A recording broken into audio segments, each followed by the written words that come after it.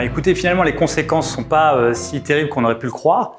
Parce que d'une part, l'arrêt momentané de la demande et de l'offre fait qu'on aurait pu s'attendre à des baisses de prix significatives et c'est très peu le cas.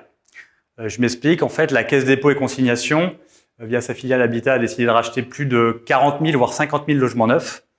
Et en fait, sur un marché où il y avait déjà très peu d'offres du fait de l'arrivée des élections municipales. Donc on est sur un marché en pénurie d'offres et où les prix bizarrement, continue à avoir une tendance inflationniste.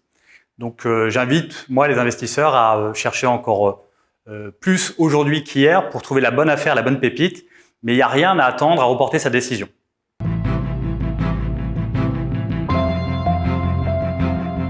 Est-ce que c'est une bonne idée? Qui suis-je pour… en tout cas, je vais vous donner mon humble avis. Je pense que si on souhaite investir dans l'immobilier neuf sous couvert du dispositif Pinel, il vaut mieux le faire aujourd'hui que demain.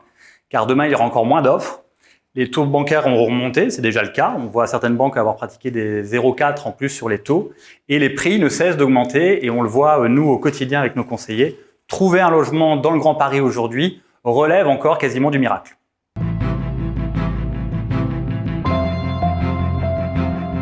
Alors, mes conseils, c'est vraiment d'optimiser la solution de financement. On sait que les banques sont très à cheval et délivrent très peu de financement sans apport aujourd'hui.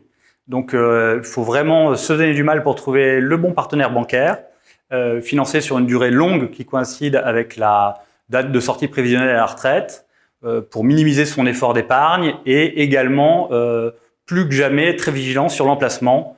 Et je dirais, avant, on était plutôt grande métropole. On peut aussi s'autoriser un bol d'oxygène en étant des premières couronnes de grandes métropoles avec plus de verdure, plus d'espace extérieur, des choses qui seront plus dans les attentes des Français d'aujourd'hui et de demain.